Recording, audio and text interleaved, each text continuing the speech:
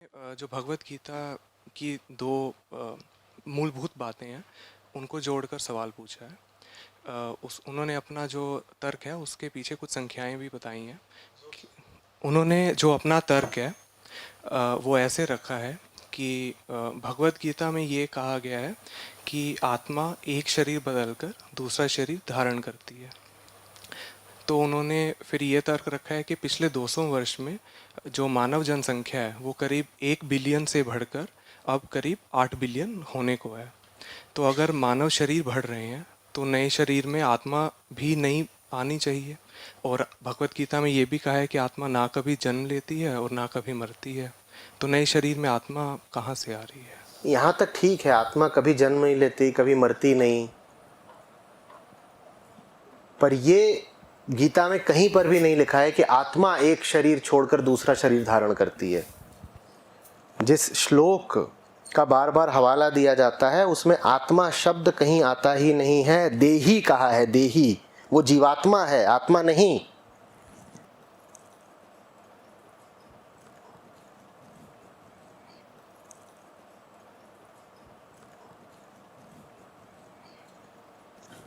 और भारत के साथ ये बड़ी त्रासदी हो गई है कि हमने गीता को ही उल्टा पुल्टा समझ लिया। हर आदमी यही माने बैठा है कि जिसको आप ट्रांसमाइग्रेशन ऑफ सोल कहते हैं वो बात गीता में लिखी है। गीता में लिखी ही नहीं है। गीता कहीं नहीं कह रही है कि आत्मा जाती है एक शरीर से दूसरे शरीर में।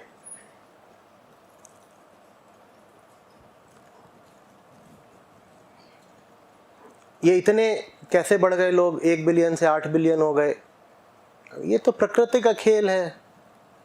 प्रकृति कभी अपने आप को फैला देती है, कभी समेट लेती है, कभी एक प्रजाति बहुत बढ़ जाती है, कभी दूसरी बढ़ जाती है। 3 दिन पहले बारिश हुई थी, 3 या 4 दिन पहले। दिल्ली से कौन कौन है? बारिश के अगले दिन बहुत बहुत सारे क्या देखे? कीड़े। अब पूछो ये कहाँ से आए, कहाँ से आए? तो प्रकृति का खेल है। आ गए, अगले दिन क्या हुआ उनका? गायब भी हो गए। जैसे इतने सारे कीड़े बढ़ गए थे वैसे ही आज इतने सारे इंसान बढ़ गए हैं। जैसे वो सारे के सारे कीड़े गायब हो गए वैसे ये सारे इंसान भी गायब हो जाने हैं। बात खत्म। उसमें आत्मा का क्या है? ये तो प्रकृति का समुद्र है, इधर उधर लहराता रहता है, अनंत छींटे मारता रहता है। हर छींटा एक जीव बन जाता है, हर बूंद एक जीव है।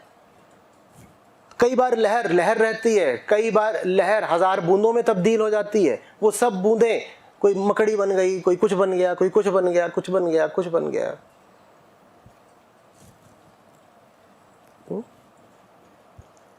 आपके शरीर के भीतर आत्मा नहीं होती, पूर्ण विराम। कुछ नहीं घुसता है, कुछ नहीं निकलता है। इस चक्कर में मत रहना।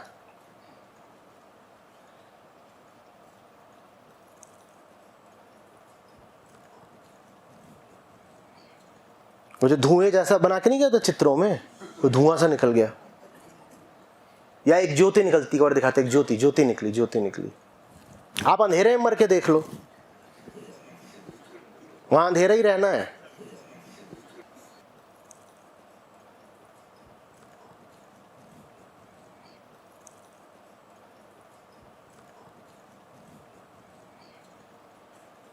पांच बार मर के देख लो तब भी वहां रोशनी नहीं होगी, कोई ज्योति नहीं निकलनी है छाती से। नहीं, आप बहुत बड़े महात्मा हो तो भी ज्योति नहीं निकलनी है। महात्माओं को लेके खूब प्रचलित रहता है। वो मरे तो एक ज्योति निकली, वो सीधे आसमान में जाकर बिजली की तरह कड़की।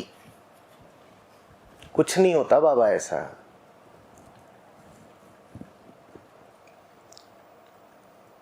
नहीं मानने का मन नहीं कर रहा, कुछ तो होता होगा ना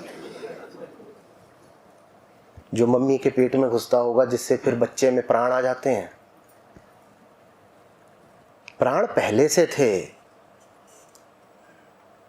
पिता का शुक्राणु, माता का अंडाणु, वो पहले ही प्राणों का अपने आप में बीज रखे हुए थे। उस बीज को खाद पानी मिट्टी मिल गया, वो बीज अंकुरित हो गया।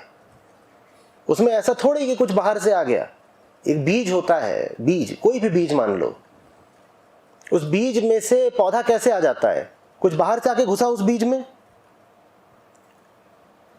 और हो सकता है कि वो बीज 5 साल पड़ा रहे, उसमें से कुछ पैदा ना हो, लेकिन जैसे ही उसको अनुकूल स्थितियां मिलती हैं उसमें से पौधा पनप आता है। बस ऐसे ही आपका जन्म होता है, कुछ नहीं आप में प्रवेश करता, और जब कुछ प्रवेश नहीं करता तो निकलेगा कहां से? है, कुछ नहीं निकलता। नहीं तो मर के सब राख हो जाना है। हाँ, तो फिर हम अच्छे काम करें क्यों जब अगला जन्म होना ही नहीं है? हम तो अच्छे काम इसलिए करते थे, मम्मी ने बोला चींटी बनोगे। गंदे काम जो करते हैं वो चींटी बनते हैं, कौआ बनते हैं, गीदड़ बनते हैं। हम इसलिए अच्छे काम करते थे। बेटा अच्छे काम इसलिए करो क्योंकि अच्छा काम करके अच्छा लगता है। अच्छे काम इसलिए नहीं करो कि अगले जन्म में सियार बनने से डरते हो। अच्छे काम इसलिए करो क्योंकि इस जन्म में तुम डर करके सियार जैसा जीवन बिता रहे हो।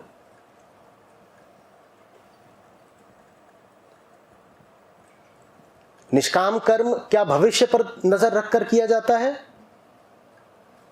तो क्या कोई भी अच्छा काम हमें इसलिए करना है कि उससे अगले जन्म में लाभ होगा? अच्छा काम अच्छा है इसलिए करना है, बस खत्म बात। न तो इसलिए करना है कि उससे 2 साल बाद कुछ मिलेगा, न इसलिए करना है कि उससे 2 जन्म बाद कुछ मिलेगा।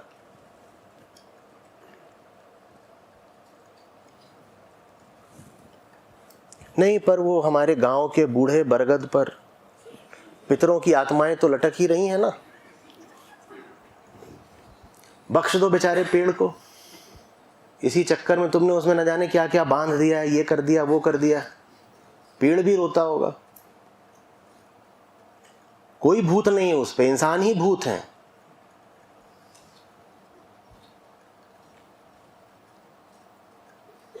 फिर उस पर टिप्पणियां आती हैं, आप हमारे उत्तरांचल आइए, आप हमारे हिमाचल आइए, हम आपको भूत दिखाएंगे। आने की क्या जरूरत है? कर तो दिया कमेंट तुमने, दिख गया भूत।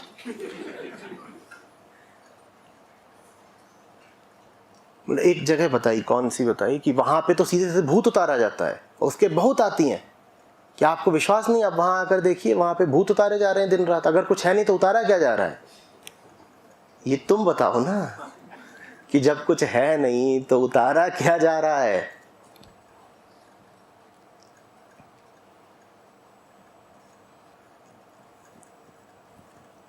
और ये सब चल रहा है, चले ही जा रहा है, हमें कुछ समझ नहीं आ रहा।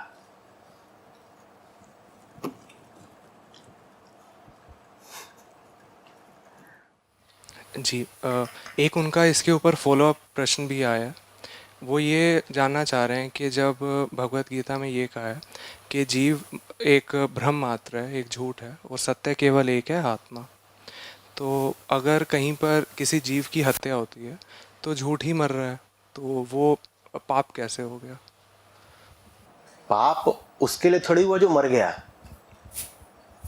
तुमने सारी बात उसकी कर दी जो मरा है। पाप किसके लिए है? जिसने मारा है।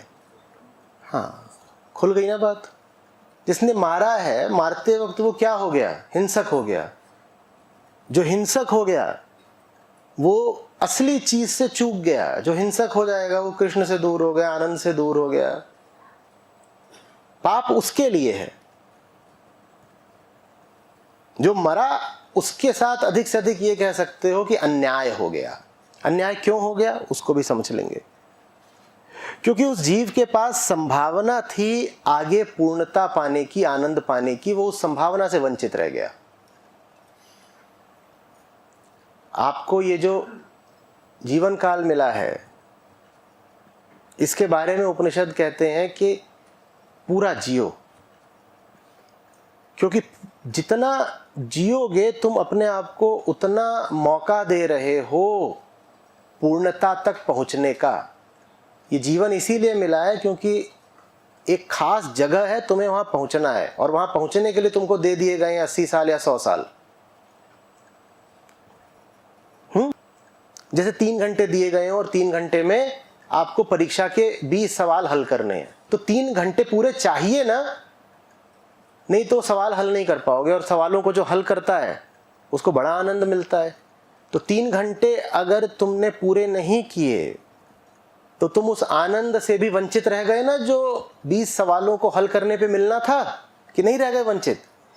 इसलिए आयु पूरी जीनी चाहिए, और इसलिए किसी को मारना उसके प्रति अन्याय है।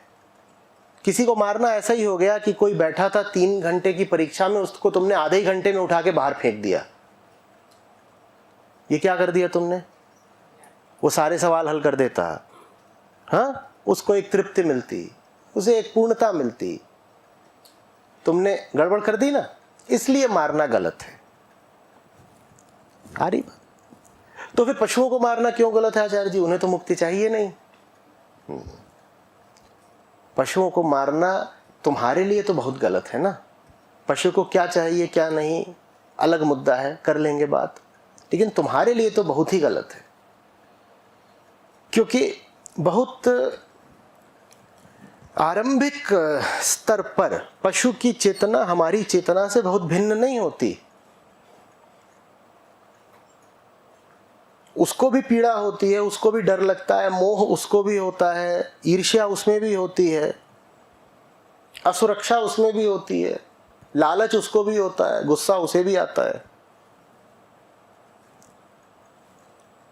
वहां भी लगभग वही चेतना है जो आपके पास है। उसको इसलिए नहीं मारो क्योंकि अगर तुम उसकी चेतना के प्रति इतने अपमान से भरे हो कि उसको नष्ट कर सकते हो सिर्फ अपने स्वाद के लिए, तो तुम फिर अपनी ही भी चेतना के प्रति अपमान से भरे हुए हो, क्योंकि उसकी और तुम्हारी चेतना एक है। उसकी चेतना का अपमान करने माने अपनी चेतना का अपमान करना। और अगर तुम अपनी चेतना का अपमान कर रहे हो तो क्या चेतना को उसकी मंजिल तक पहुंचाओगे? तुम जिसका अपमान करते हो क्या उसकी मांगों को पूरा कर पाओगे? चेतना की एक मांग है, क्या? पूर्णता तक जाना है। और चेतना का तुम कर रहे हो अपमान। जिसका अपमान कर रहे हो क्या तुम उसके लिए कष्ट उठा पाओगे? तो तुमने किसको वंचित कर दिया पूर्णता तक जाने से? अपने आप को। इसलिए जानवर को मत मारो। जो जानवर को मारेगा वो जानवर को नहीं खा रहा, वो अपने ही आप को खा रहा है। अपनी ही भलाई के लिए पशुओं के प्रति सहृदयता रखो।